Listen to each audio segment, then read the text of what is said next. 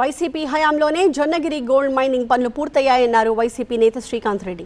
పక్కనే హట్టి మైన్స్ లో ఏళ్లుగా బంగారం తవ్వకాలు జరుగుతున్నాయని, ఆ ప్రాంతాల్లో ఏం అభివృద్ధి జరిగిందో చంద్రబాబు చెప్పాలని అన్నారు. జొన్నగిరి గోల్డ్ మైన్ తో రాయలసీమ రూపురేఖలు మారిపోతాయని చంద్రబాబు మభ్యపెడుతున్నారని విమర్శించారు.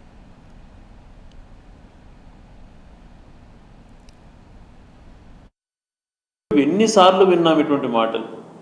జొన్నగిరి ఏమన్నా ఇప్పుడు వచ్చినటువంటిదే. గత వైసీపీ ప్రభుత్వంలోనే దాని ఎక్స్ప్లోరేషన్ స్టార్ట్ అయింది. అప్పుడే పూర్తిగా పనులు మొదలయ్యి ఒక కొలికి వచ్చాయి. నువ్వు అదేదో ప్రైవేట్ వ్యక్తులకు అప్పచెప్పి అక్కడ ఎంత గోల్డ్ వస్తుందో తెలియదు కానీ దాంతో మారిపోతుంది అన్నాడు. అక్కడ జొన్నగిరిలో వర్షాలు పడితే వజ్రాలు కూడా పడుతూ ఉంటాయి. అక్కడ ప్రసిద్ధి వాటికి అంతా కూడా.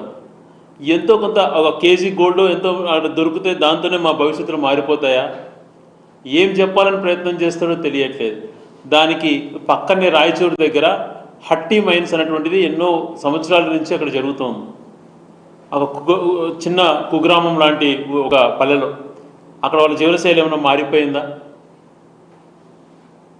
ఎప్పుడు ఏదో ప్రజలకు భ్రమను సృష్టించి ఆ భ్రమలో బతికేయటం అలవాటు పడ్డాడు.